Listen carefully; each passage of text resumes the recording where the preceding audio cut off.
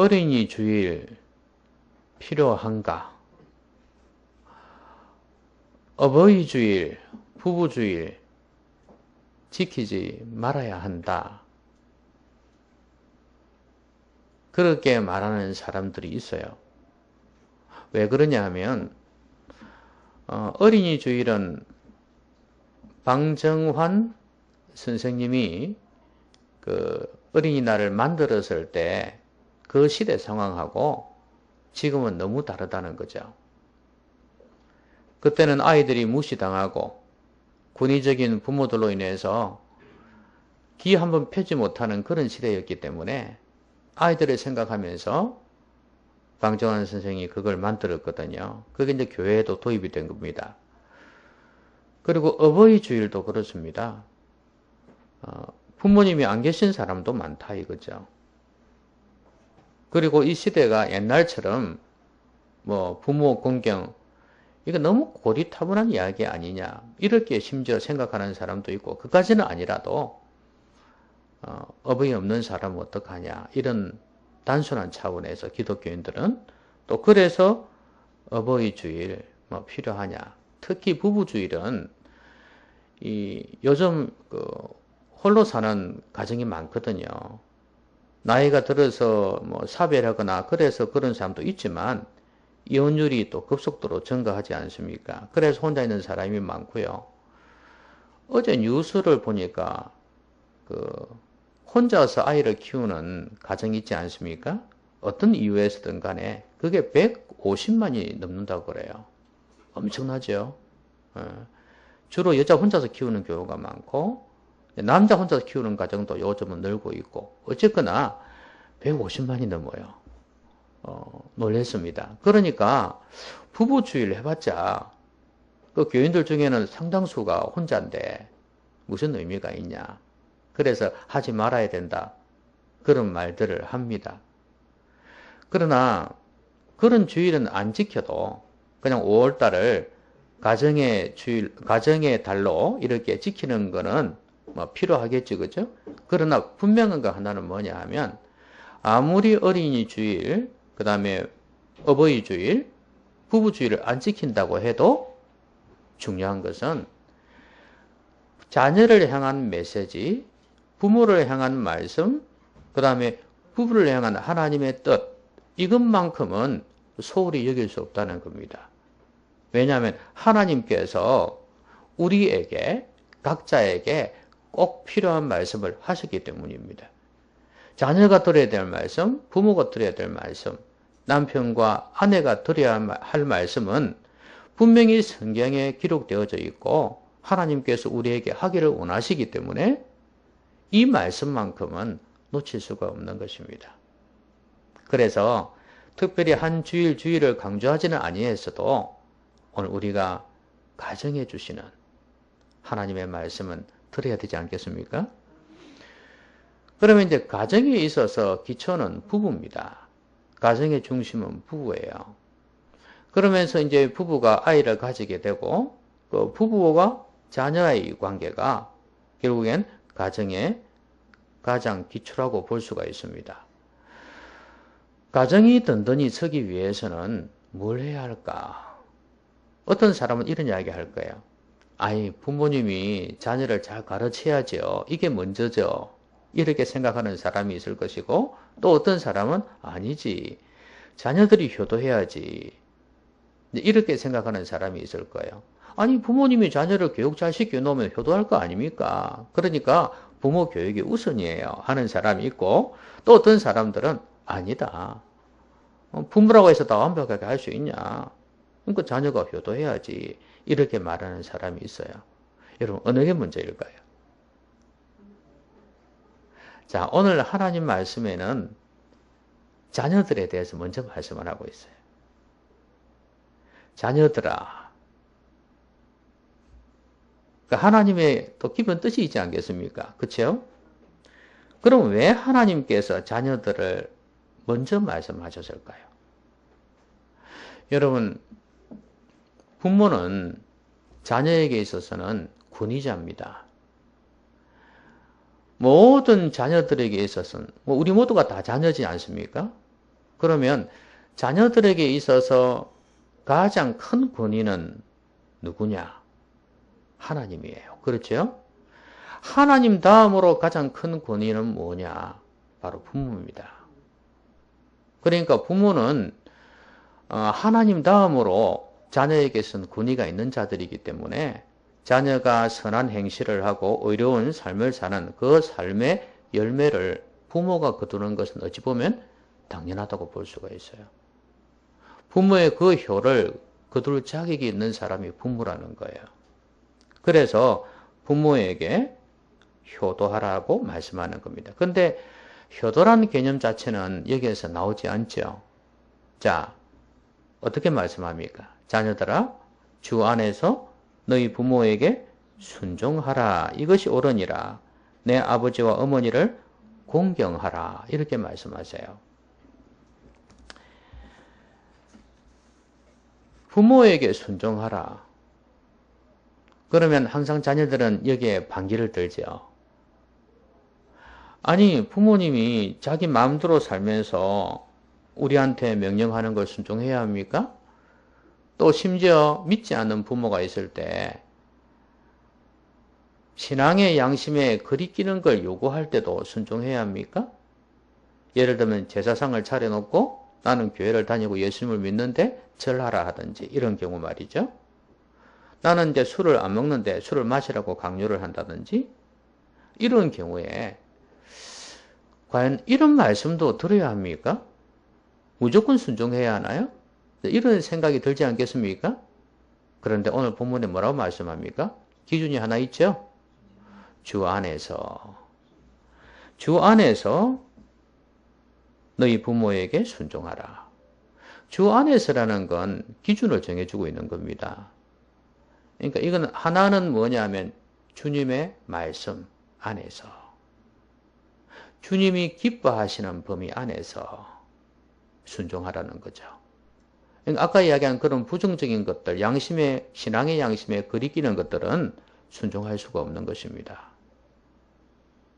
뭐, 교만하게 거절할 수는 없지만, 겸손하게 거절해야 되는 겁니다. 여기에서 바로 신앙이 나타나요. 신앙은 의지거든요. 여기에서 단호하게 거절하지 못하고 미적거리면 이거는 신앙이 흔들리고 있다는 이야기입니다. 그리고 부모에게 순종한다는 게 쉬운 게 아닙니다. 원래 인간은 권위에 저항하는 본성을 가지고 있어요. 하나님에 대해서 거역하는 타락한 본성이 인간에게 있습니다. 그러니까 부모에게도 순종하지 않으려고 하는 타락한 본성이 있습니다. 그래서 이 주 안에서라는 이 말은 또 한편으로는 헬라어로는 n인데 영어로 in이에요. in. 헬라어의 n이 이게 어떤 개념이냐면 어떤 누구누구의 힘으로 누구누구의 능력으로 그런 의미가 있어요. 그러니까 주님의 능력으로 순종하라는 거예요. 정말 순종하지 못할 게 많이 있습니다. 특히 부모님은 신앙이 앞서가고 있고 자녀가 신앙이 약할 수도 있습니다. 그럴 때 부모는 항상 마음의 소원이 그거 아니겠어요? 자녀들이 신앙생활 잘하기를 원하고 늘 기도할 겁니다. 근데 자녀 입장에서는 그 순종이 잘 안 되는 거예요. 그래서 어떻게 하라고요? 내 힘으로 안 된다고 말이에요. 그런데 부모에게 순종은 해야 되겠는데 안 된다. 그럴 때 필요한 것이 주님의 능력이란 말이에요. 그래서 주님의 능력을 의지하면서 순종해야 되는 거예요. 그러니까 순종은 그냥 되는 게 아니죠. 이렇게 주 안에서 순종하라 이렇게 말씀하는 겁니다. 여러분 부모님이 하나님 다음으로 여러분에게 권위가 있다는 걸 인정합니까? 예? 이거 참 이 시대의 흐름으로 볼 때는 참 안 맞는 것 같죠. 그런데 잘 생각해 보십시오. 하나님 다음으로 부모님이 권위가 있습니다. 어떤 부모는 나에 대해서 편애를 해서 내 형제는 더 사랑하고 나는 좀 못한 것 같은데요. 그래서 조금 섭섭함이 있어요. 기분 나쁜 게 있어요. 그래서 나에게는 별로예요. 이렇게 생각할 수 있지만 그러나 부모는 부모로서의 권위가 있습니다. 물론 이런 거 있습니다. 형식적인 권위가 있고요. 그렇죠? 형식적인 권위가 있고 그 다음에 정말 내면에서 우러나서 따를 수 있는 그런 권위가 있죠. 그렇지 않겠습니까?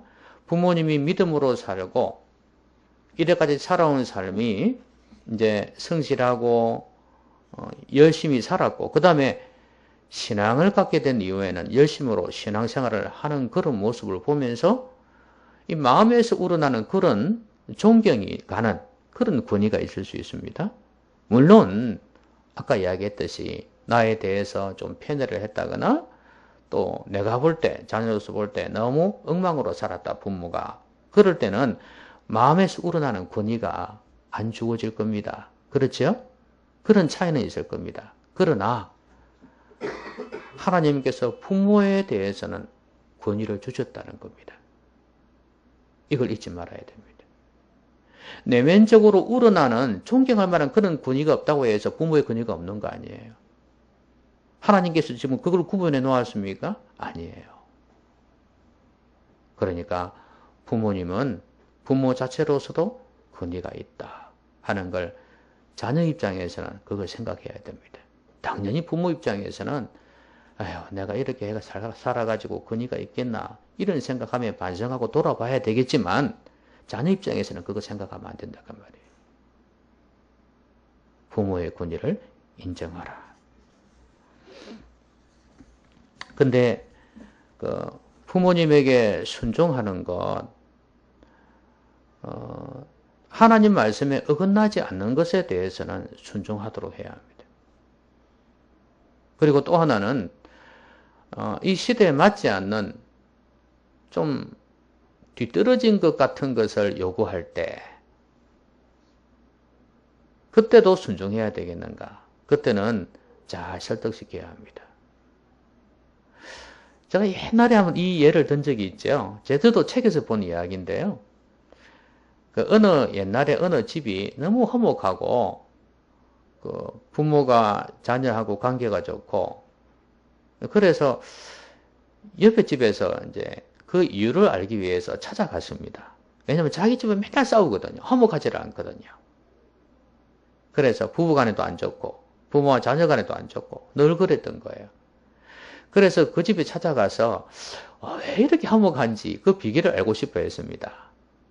그래서 그 집에 들어가서 그 가장 남편한테 아버지한테 물어봤더니 이 사람이 아무 말도 안 하고 나를 따라오시오 하면서 방 밖으로 이 사람을 끌고 나가는 겁니다. 이리 와보시오 그러더니 아버지가 마당에 딱 서서 가족들을 부릅니다. 여보 얘들아 다 나와라 이리 된 거예요. 그래 나왔습니다. 자, 그러면서, 자, 이제부터 내가 하나 너희들에게 시킬 테니까 꼭 순종을 해라. 그러면서, 외양간에 송아지 끌고 오너라. 이래. 끌고 왔습니다. 그 사다리 가져오너라. 그랬어요. 이 사다리를 딱 가져와가지고, 그 옛날에 초가집 아닙니까? 그래, 초가집 위에, 지붕 위에다가 이 송아지를 올려놓으라는 거예요. 세상에. 자기 혼자 올라가기도 힘든데, 송아지를 올려놓으라는 거예요. 그래서 이 사람이 이게 되겠습니까? 이거 어떻게 올려요? 이제 이렇게 이야기를 한 거예요. 그냥 가만히 있어 보세요. 그런 거. 그러니까 이 아내하고 자녀들이 나와가지고 아니 사다리를 놓더니 송아지를 올리기 시작하는 겁니다. 올라가십니까? 사다리 타고 송아지 올라가겠어요? 아무리 밀어도 쉽지가 않지요. 그런데 그렇게 하더라는 거예요. 다 못 올렸죠. 그냥 이걸 딱 보면서 그냥 이걸 보여주는 거예요. 보여주면서 보셨습니까? 저희 가정의 화목의 비결입니다. 이렇게 이야기를 한다는 거예요. 여러분 눈치채셨습니까? 무슨 이야기예요? 순종이라는 거예요. 분명히 따질 수 있습니다. 아버지 지금 이게 가능한 일입니까? 아니, 우리가 무슨 힘이 있다고 송아지를 그 지붕까지 올려요? 아버지 어떻게 된 거 아닙니까? 요즘 같으면 그렇게 하죠. 그렇죠? 근데 그게 아니라는 거예요. 그거 알아요. 아버지도 그걸 알 거라는 거예요.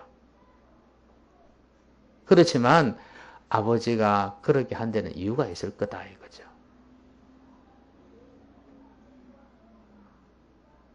요즘 말로 따지지도 묻지도 아니하고 순종하는 것입니다.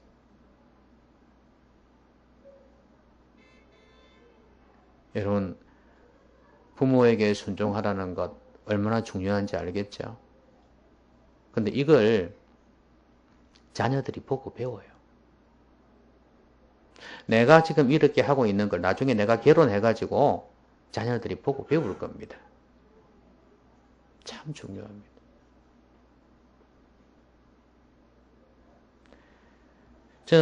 저도 그런 것 같아요. 저도 우리 부모님이 예수 믿는 것에 대해서 반대하고 이런 것 외에는 거역해 본 적이 없는 것 같습니다.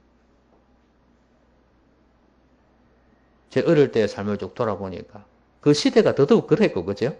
안 하면 맞아 죽는데, 그죠? 순종해야지.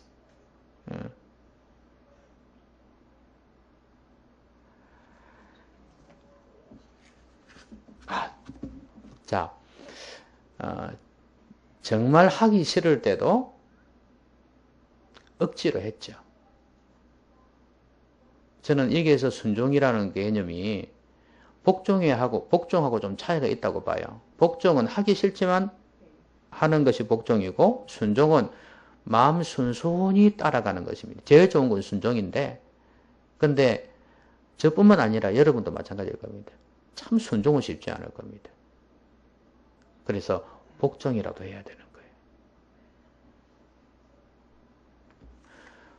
부모님에게 순종하라. 그 다음에 또 하나가 있죠. 자녀들이 행해야 될 게 뭐가 있습니까? 뭐가 있나요? 어른들만 이야기하지 마시고 이 자녀들이 이야기를 해야죠. 자, 부모님이 있는 분들 이야기 한번 해보세요. 자, 두 번째 자녀가 부모에게 해야 될 게 뭐가 있죠? 얼매 아버지 어머니도 없는 자식이라는 소리 들으면 안 되잖아요. 빨리 이야기해 보세요. 자, 두 번째가 뭐예요?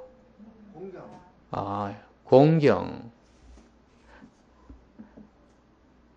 공경이 뭡니까? 자, 공경에서 공은 우리 공양한다는 말 있죠. 공. 그 다음에 경은 뭐예요? 존경한다는 의미죠. 원래 부양이란 개념으로 많이 썼는데요. 이 공경은 부양과 함께 존경, 이 두 가지가 포함된 거라고 보시면 됩니다. 근데 부모에게 부양하는 걸 지금 우리나라에서는 나라에서 많이 해주니까 좀 많이 좋아졌습니다. 그렇지만 또 부모가 능력이 있으면 괜찮은데 옛날 부모님들은 안 그랬잖아요. 특히 가난한 집에서는 그랬습니다. 이 자녀들을 교육시킨다고 또 애들 한둘이 낳았습니까? 그냥 많이 낳아가지고 공부시킨다고 웬만한 부자가 아니면 너무 힘들어져요. 그래서 다 하고 나면 부모에게 남은 게 없습니다. 그래서 그것도 모르는 사람들은 꼭 6.25 때 먹을 거 없었다 그러면 라면 먹지 왜 안 먹었냐고 그렇게 이야기하듯이 예? 지금 그 부모를 이해를 못하는 자녀들이 있어요. 아니 돈 좀 모으지 왜냐고. 모을 수가 없어요. 먹고 살기 바쁘고 애들 키운다고 바쁜데. 그래서 나라에서 지금 뭐 노령연금이 있지만 부족합니다. 그래서 부모님을 자녀들이 조금씩이라도 십시일반 돌보아 주어야 돼요. 뭐 넉넉하게 살게 하지는 못하더라도 그건 해줘야 됩니다. 자기 형제 아닙니까? 가족 아닙니까? 그걸 돌아보지 아니하면 불신자보다 더 악하다고 그랬는데. 근데 기독교인들 중에서 부모가 잘 살면 괜찮아요. 잘 살면 괜찮은데 그래도 부모한테 용돈 주고 효도를 해야 되겠죠. 근데 부모가 지극히 어려운데도 불구하고 교회에서 장로니 권사니 집사니 하면서도 부모한테 용돈 하나 돈 하나 안 주는 자녀들도 있어요. 여러분 혹시 여러분 중에 그렇다면 반성하십시오. 이건 하나님 앞에서 양심을 걸고 물어봐야 됩니다. 진짜 신앙인인가를 한번 돌아봐야 될 중요한 지표라는 사실을 아셔야 됩니다.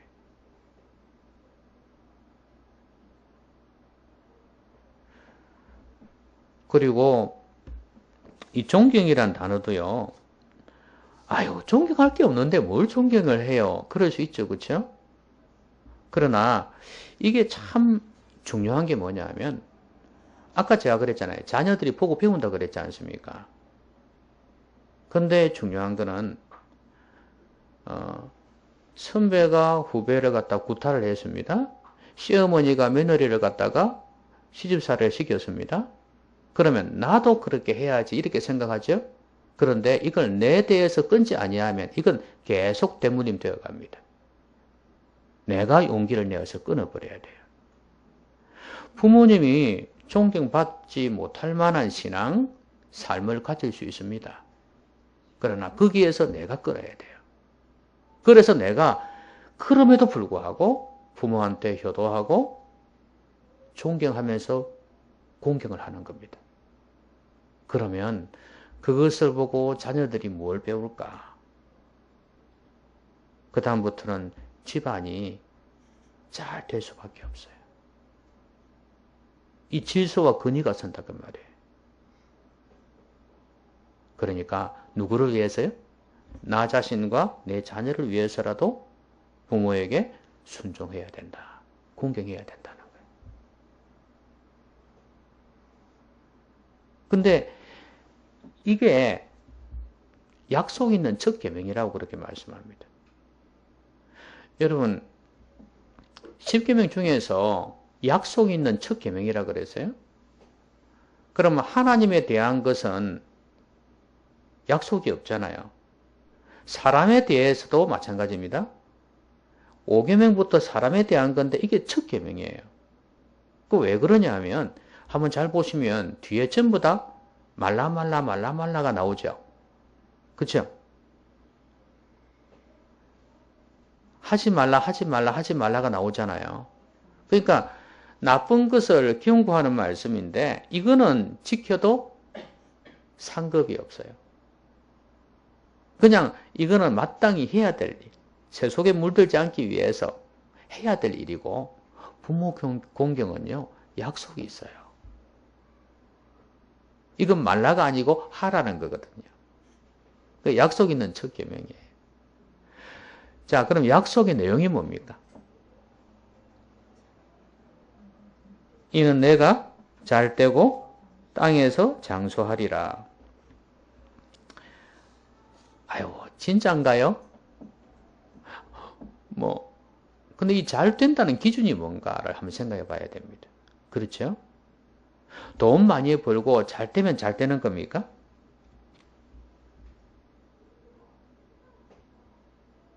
그것만이 전부는 아니죠. 왜냐하면 돈이 많음에도 불구하고 문제가 있는 경우가 너무 많으니까요.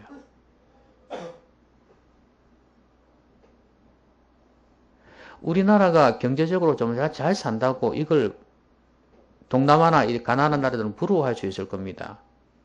근데 우리는 절대 여기에서 교만 들어서는 안 돼요. 정신문화는 엉망이 되어져 버렸고 그 다음에 대학조차도 직업 전문 학교로 바뀌어버렸습니다. 옛날에 상아탑이 없어요. 독서를 하지 않습니다. 철학이 없어요. 정신적, 정서적으로 빈곤해져 버렸습니다. 소수의 사람들만 가곡이니 클래식이니 이런 걸 듣고 미술을 생각하지 대부분의 사람은 관심도 없어요. 정신적, 정서적 빈곤 상태가 왔습니다. 예절이며 도덕이며 이런 것들은 골동품이 된 지 오래입니다. 전부 다 실용주의입니다. 돈이면 된다는 사고방식이에요. 이게 정말 큰 문제입니다. 정말 잘 된다는 게 뭡니까? 성공지향주의, 황금만능주의 이게 오늘날 사람들뿐만 아니라 교회조차도 엉망으로 만들어 놓았습니다. 기복신앙을 갖게 만들었고 전부 다 성공을 향해서 하나님을 이용하게끔 만들었습니다. 여러분 진짜 잘 되는 게 뭡니까 여러분?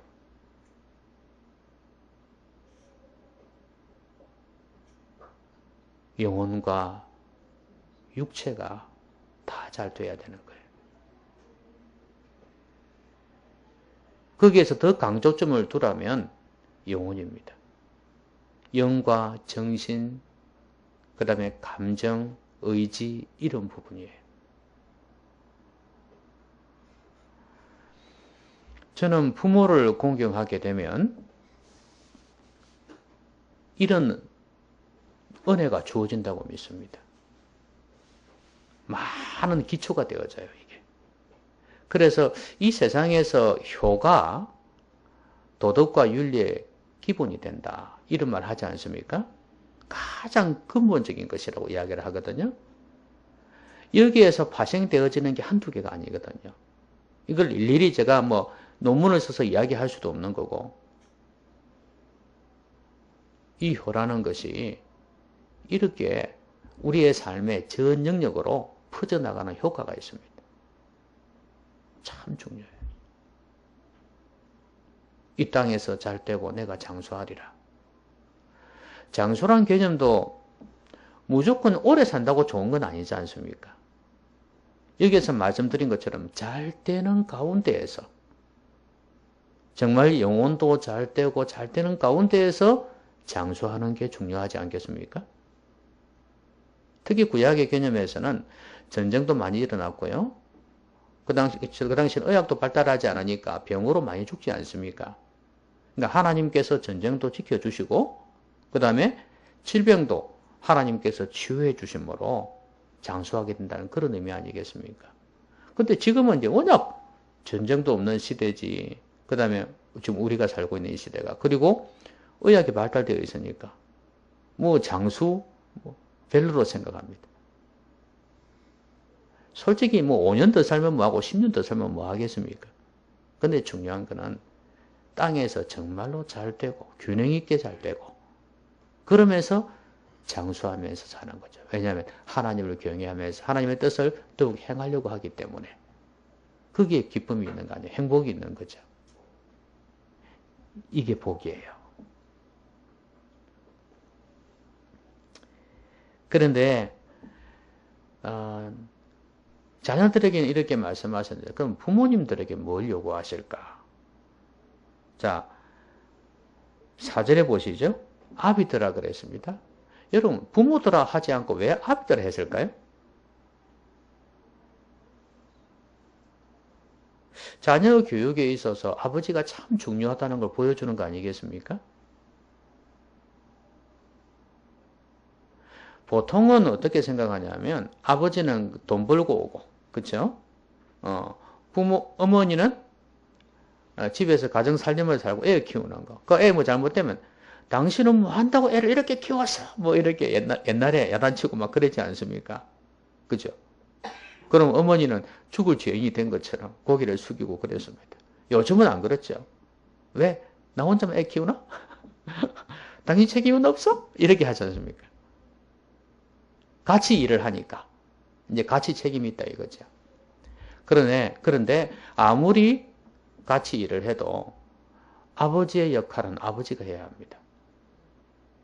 엄마가 할 수 있는 게 있고 아버지가 할 수 있는 게 있어요. 더더구나 아이들이 초등학교에 들어가기 시작하면서부터 영적인 영향력을 누구한테 받냐면 정신적이고 영적인 영향력을 아버지한테서 받습니다. 어머니에게서는 점점 멀어지기 시작합니다.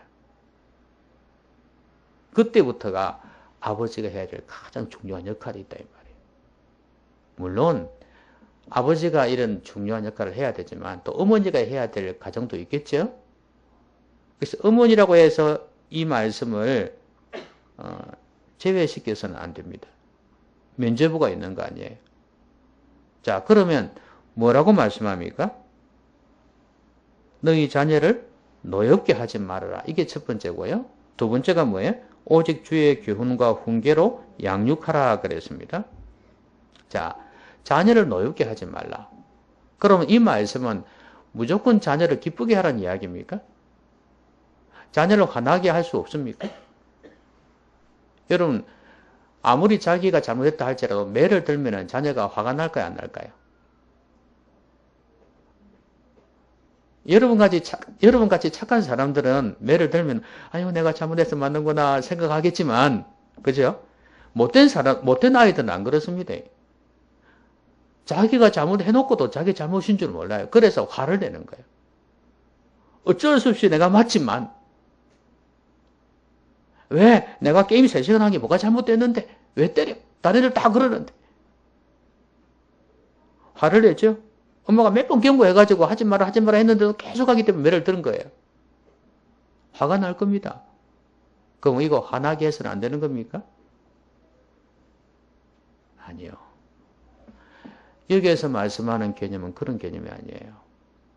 자녀를 노엽게 하지 말라는 것은 그런 차원에서 정당한 매질, 충고, 책망 이런 걸 통해서 화나게 하지 말라는 그런 이야기가 아닙니다.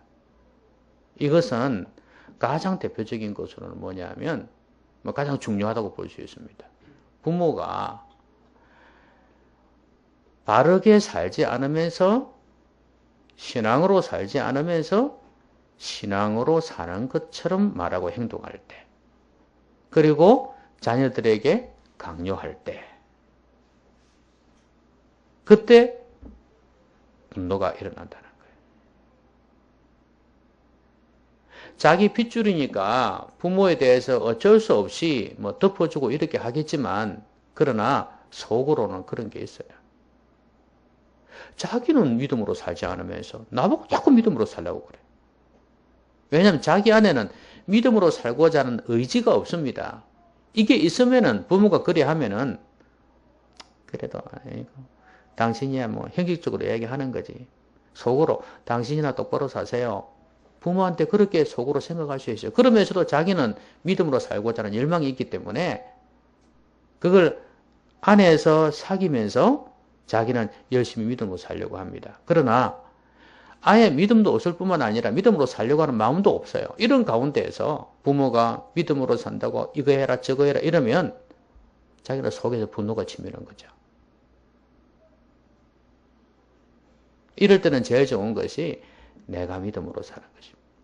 부모가 믿음으로 사는 거예요.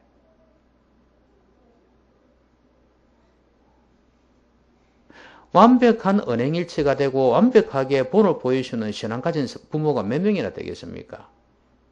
없다고 해도 과언이 아닙니다. 항상 자녀 입장에서는 부족한 것 뿐이니까 부모가. 항상 남을 평가하는 입장에서는 약점이 보일 수밖에 없지 않습니까? 그러나 그래도 어느 정도지. 자녀 앞에서 믿음으로 살려고 노력하고 몸부림치는 그런 모습이라도 보여줘야 됩니다.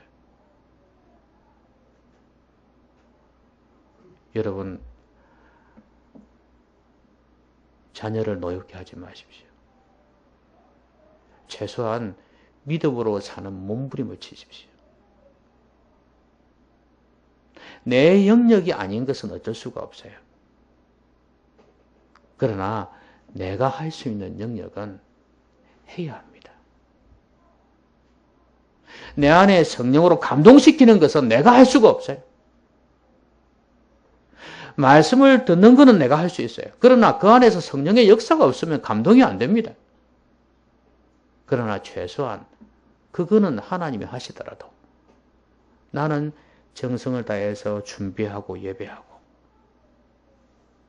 하나님 말씀을 배우려고 하는 그런 인간적인 모습, 그 노력은 있어야 된다 그 말이에요. 그래야 자녀 입장에서도 그래, 저거는 하나님 은혜 없이는 안 되지. 그래도 저렇게 애를 쓰는 게 어디야. 그래, 나도 믿음으로 살아야지 하고 부모님을 좋게 보게 될 것이다 그 말입니다. 그리고 또 하나 있습니다. 오직 주의 교훈과 훈계로 양육하라 그랬죠. 아유, 이제 자녀들 다 컸는데 무슨 양육은 양육이에요. 아닙니다. 여러분, 죽을 때까지 양육해야 됩니다. 이 말씀은 무슨 말씀이냐면, 어릴 때만 배울 게 있지, 나이가 들었으면 배울 게 없다는 생각하고 똑같아요. 그 말이. 아니요. 저도 지금 배울 게 너무 많은데요. 인생을 살아가면서 지금 내 나이 때 내가 배워야 될 게 많은데요. 20대, 30대, 40대, 50대, 60대, 70대 가면서 배울 게 얼마나 많은데요. 배우기를 거쳐요. 물론 60, 70대가 영어 배우는 사람도 있습니다만은 그런 것 말고도 인생을 살아가면서 그 다음에 신앙생활 하면서 배워야 될 게 한두 개가 아닌데 다 있습니다.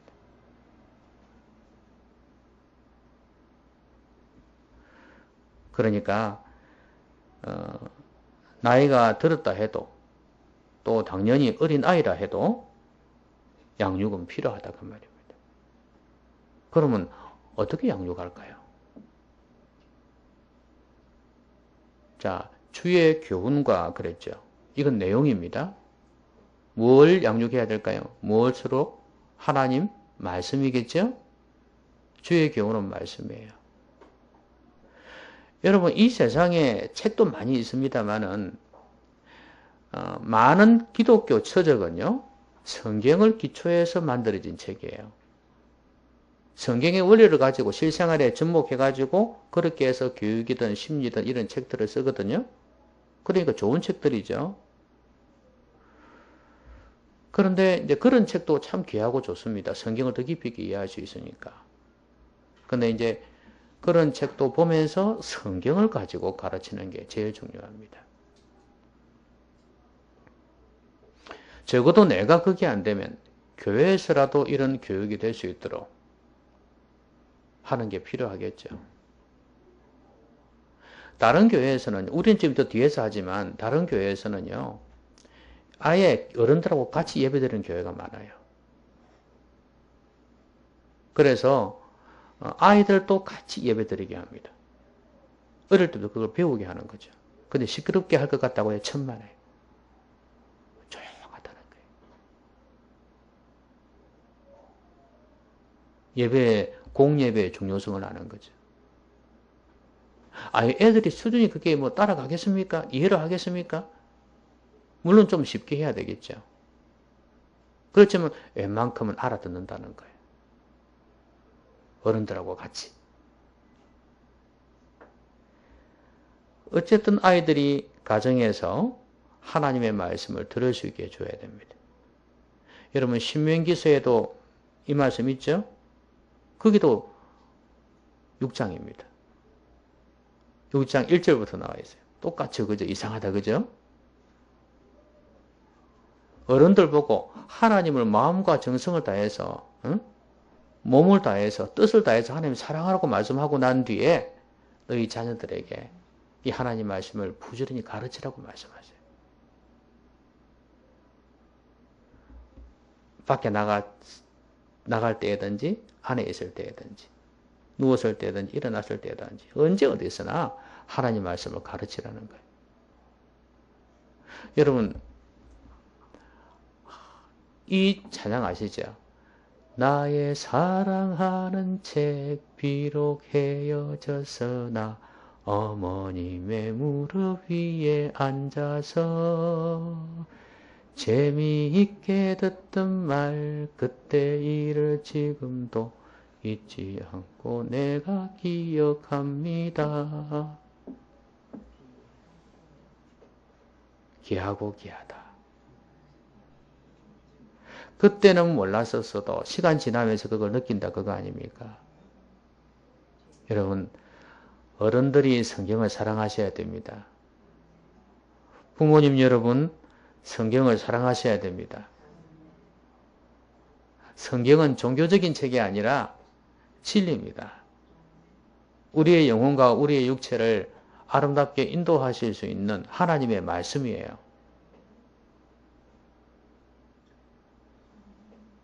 말씀을 사랑하시고 말씀으로 자꾸 말씀을 묵상하다 보면 충만해지겠죠, 그죠? 자꾸 내 안에 들어오겠죠. 그게 충만이에요. 채워지는 거예요. 그러면 채워지면 어떻게 됩니까? 나오게 되어 있습니다. 어디에서든지 나오게 되어 있어요.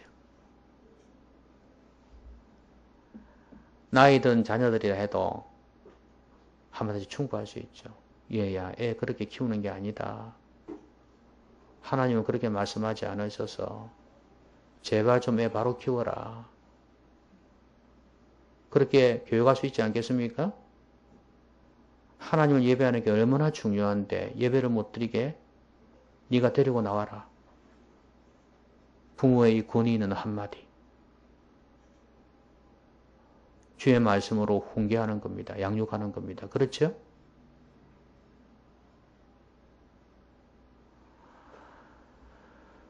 말씀으로 이게 한두 개가 아닙니다. 생활 속에서. 그 다음에 훈계란 단어는요. 책망과 함께 주어지는 훈련입니다. 훈련, 트레이닝이에요.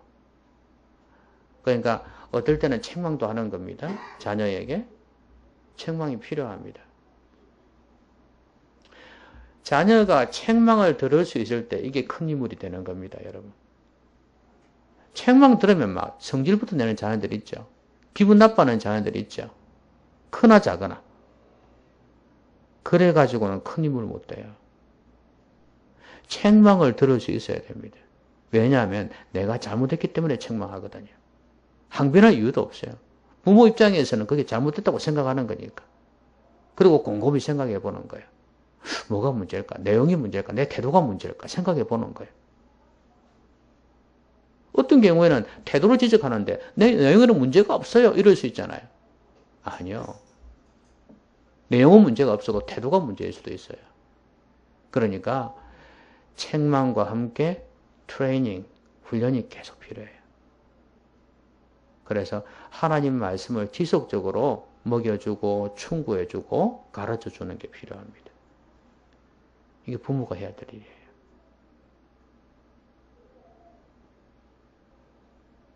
교회만 맡기지 마시고 특히 자라나는 아이들에 대해서는 더더욱 부모님들이 말씀으로 훈계하면서 양육하셔야 됩니다. 그러려면 부모가 말씀을 사랑해야 돼요. 특히 아버지가 중요합니다. 여러분 사자를 보면 수사자는 뭐합니까? 먹여 살립니까? 안 합니다. 실제적인 일은 암사자들이 다 해요. 그럼 수사자는 뭐합니까? 권위, 질서, 또 누가 함부로 다른 사자들이 쳐들어오지 못하게 막아주는 역할을 합니다. 요즘 아버지가 그런 건 아니지만 지금까지 사람들 인식은 그런 게 있어요. 그런데 이게 제일 큰 문제인 게 뭐냐면 지금은 전부 다 실용주의적으로 빠졌다 그랬지 않습니까? 그러면 철학이고 교육이고 도덕이고 정신이 너무 무너졌다 그랬지 않습니까? 이게 제일 큰 문제예요. 아버지가 나서야 합니다. 아버지가 신앙교육을 나서야 돼요. 권위를 가지고 한마디씩 툭툭 던지는 이 아버지의 권위. 이게 회복이 되어져야 됩니다. 그러면 자녀는 어떻게 하라고요? 이 말씀은 무슨 말씀이에요? 마지막에 부모들이 이렇게 가르쳐야 한다면 자녀들은 어떻게 하라는 이야기입니까? 잘 배우라는 이야기예요. 순종하라는 건 결국 이거 연결되어 있잖아요. 그렇죠? 다른 일반적인 것도 순종해야 하지만 특히 주의 교양과 교훈으로 말씀할 때 훈계로 말씀할 때 잘 들으라는 이야기예요. 순종하라는 이야기예요. 잘 배우십시오. 그러면 분명히 잘 될 겁니다. 분명히 잘 될 거예요. 믿음의 대를 이어서 계속해서 가정이 잘 될 겁니다.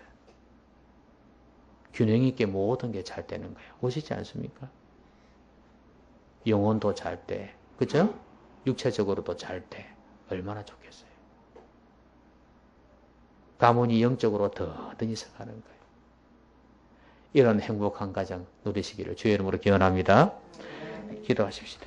오늘 말씀 생각하면서 같이 한번 가정을 생각하면서 또 내가 뭘 해야 될 것인가 말씀 생각하면서 같이 기도하겠습니다.